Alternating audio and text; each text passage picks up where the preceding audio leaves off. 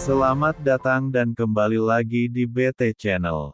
Harapan masyarakat yang mendambakan munculnya 3 pasangan calon presiden dan wakil presiden 2024 seperti mendapat jawaban setelah Ketua Umum PDI Perjuangan Megawati Soekarnoputri secara resmi mengumumkan mengusung Ganjar Pranowo. Ganjar yang saat ini menjabat sebagai Gubernur Jawa Tengah melengkapi 3 besar nama kandidat capres yang langganan memiliki elektabilitas versi sejumlah lembaga survei. Ketiganya, yakni Ganjar Pranowo, Prabowo Subianto, dan Anies Baswedan.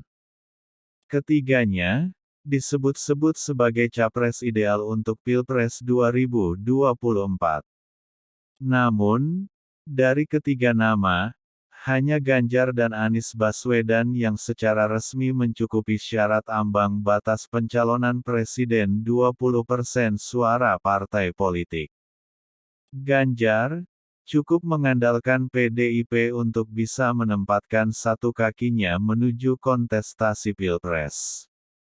Anies yang diusung Koalisi Perubahan juga sudah memenuhi syarat untuk melawan Ganjar. Kondisi berbeda dialami Menteri Pertahanan Prabowo Subianto yang diusung Gerindra dan Partai Kebangkitan Bangsa (PKB) dalam wadah Koalisi Kebangkitan Indonesia Raya (KKIR).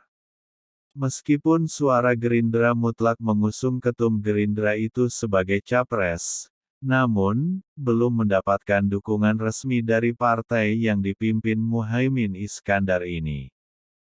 Terlebih, dinamika politik di tanah air masih sangat bisa berubah. Yang pasti, sejak PDIP mengumumkan nama Ganjar, bandul politik yang sebelumnya terlihat anteng kini mulai mengayun lagi. Bukan hanya soal Prabowo versus Anies, tetapi kini Ganjar, Prabowo, dan Anies Baswedan.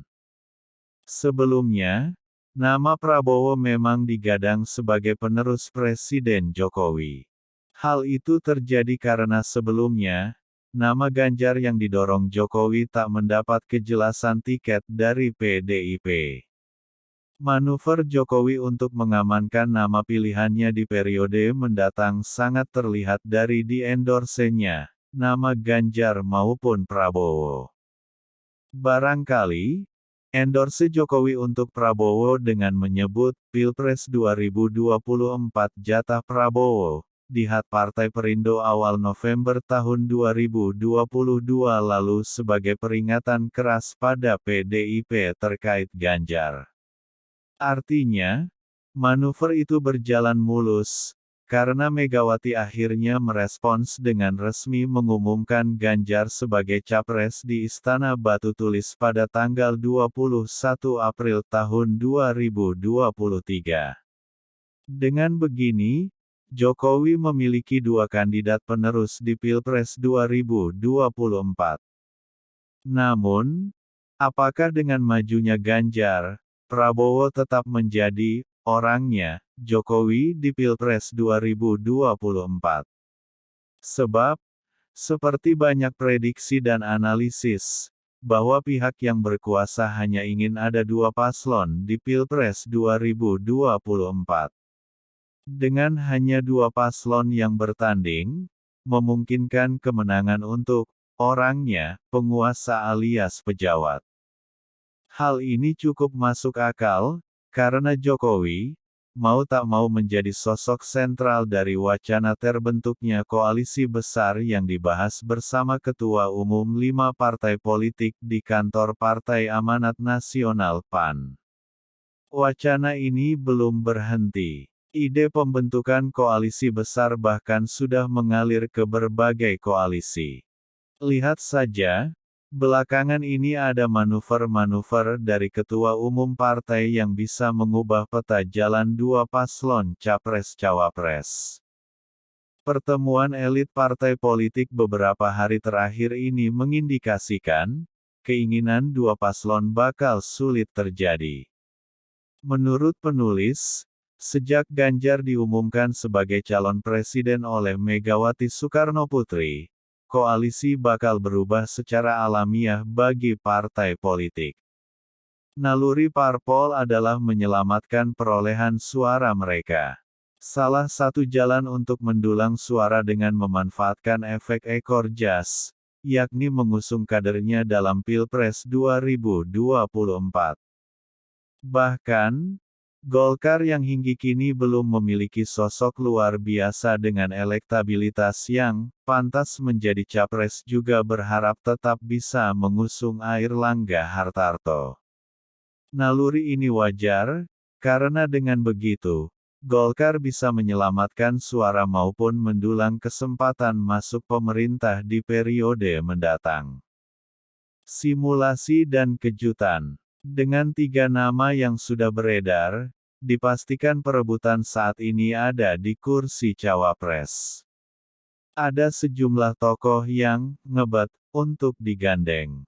Sebut saja, Menteri BUMN Erick Thohir, Menparekraf Sandiaga Uno, Ketum Demokrat Agus Harimurti Yudhoyono, AHY. Ketiganya menjadi 3 nama teratas sebagai cawapres 2024. Melihat dinamika saat ini, Sandiaga Uno yang pindah dari Gerindra ke Partai Persatuan Pembangunan bakal diusulkan menjadi cawapres Ganjar Pranowo.